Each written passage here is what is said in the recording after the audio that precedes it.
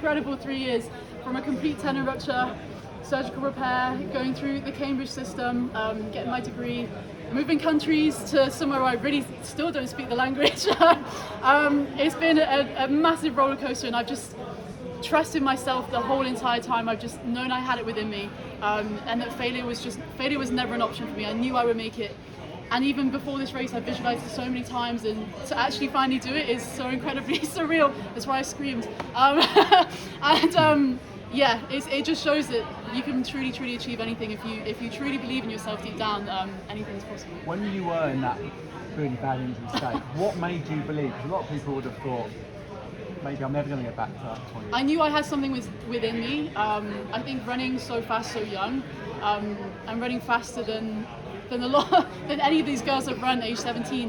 I knew I was too talented for it to go to waste. I had a fire, I had a light inside of me that just said, like, it's worth it, keep going, you truly have something. I think my talent and the promise I showed early on really helped me to trust that and keep going and trust the process, cliched, but to just really have that radical, utter, insane belief in myself, and my family really helped me through that and supported me, obviously lifting me out the shower, redressing my wounds and stuff, and yeah.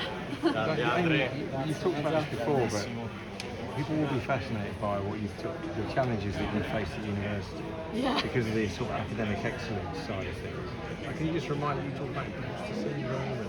Yeah, I think Cambridge is an especially unique experience. It exists in its own crazy world with so many different random made-up words, DOSes and supervisions, and the dining hall is something out of Harry Potter, and you're wearing your robes, and the gong sounds, and you have to stand up and recite Latin. It's a completely different, entirely different world. But some of the friends I made there, some of the lessons I learned there, really taught me resilience. You know, some of my directors of studies would press so hard for an answer, and you have to come up with something on the spot and trust your gut and stay calm under pressure. So there's so many different things, even in dealing with you guys, kind of how I respond and giving myself the time to think about questions, how I get through and navigate the media. So I'm actually very grateful for that experience, because it showed me that I can. Who else? I don't think anyone else has a world medal and a Cambridge degree, so that's pretty lit. That's not very English literature degree of me to say that, but that's pretty insane. Yeah, and I'm just so incredibly proud of myself, and my true wish is to show that more people can do that. It's not an impossible thing. You know, I've been in contact with people to try and get them through that system and into the Oxbridge kind of system, because it stays with you for a lifetime, and we shouldn't have to sacrifice academic weaponness for kind of being a track buddy. So yeah. But they weren't terribly supportive in your athletic pursuits, right? Yeah, I think it's incredibly tough when two kind of very rigid systems come up against each other. There's always going to be some natural friction, and those two systems didn't quite see eye to eye all the time, and it resulted in a lot of stress, a lot of driving, a lot of very late nights, but I knew it would be worth it. I think I considered dropping out at the end of every single year, but I knew that I couldn't, because I'm just, as you can see, I'm not a quitter. I'll keep fighting until every single centimetre of the track, so I knew I had to take that into my academic life as well, and I never saw myself not finishing the degree, even at its worst moments, because I just loved it as well.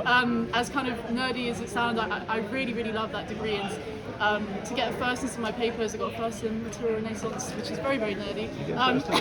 I got 2-1 overall, but it was an incredibly rough journey, but I'm proud of the work I put together, and just showing that life can be as rich and as varied as you make it. You don't have to follow one narrow pursuit, and you can live such a richly developed, textured, beautiful, colourful life that surrounds athletics and carries on long after it. Talk to us about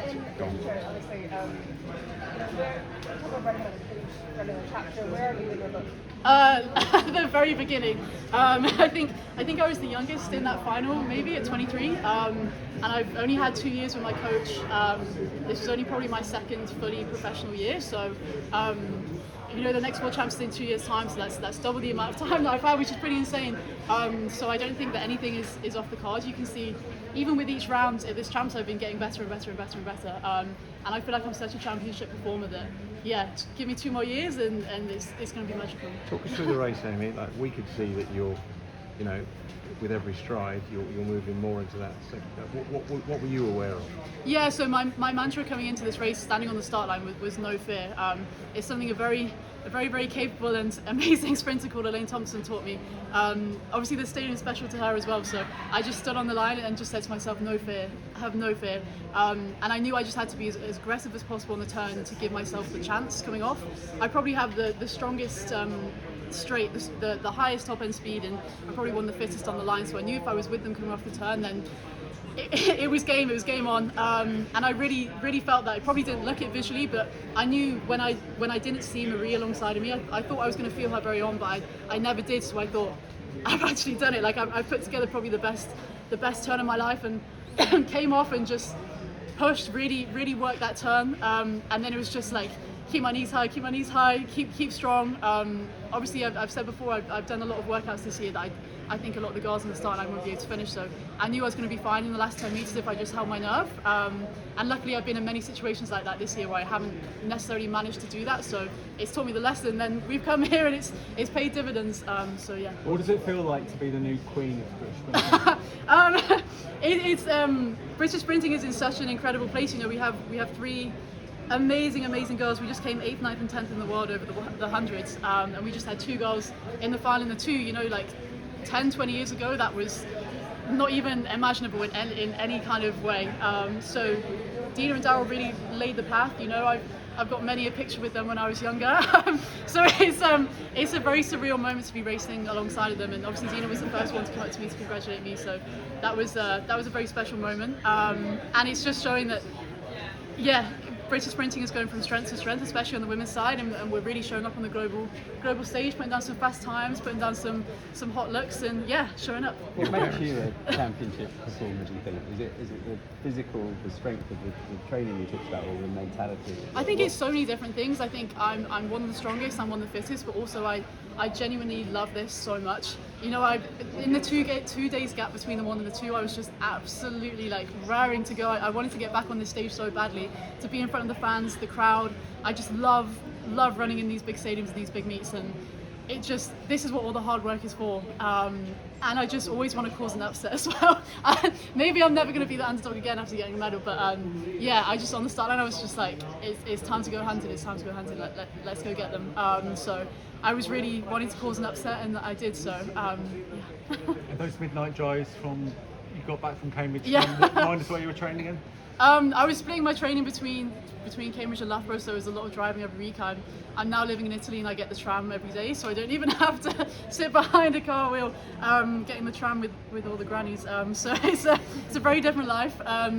I live in a gorgeous apartment in the most gorgeous city in the world with an incredible team and an incredible lifestyle, and it really makes all those kind of crazy student meals and student drives and all that becomes very much worth it. Are your parents here?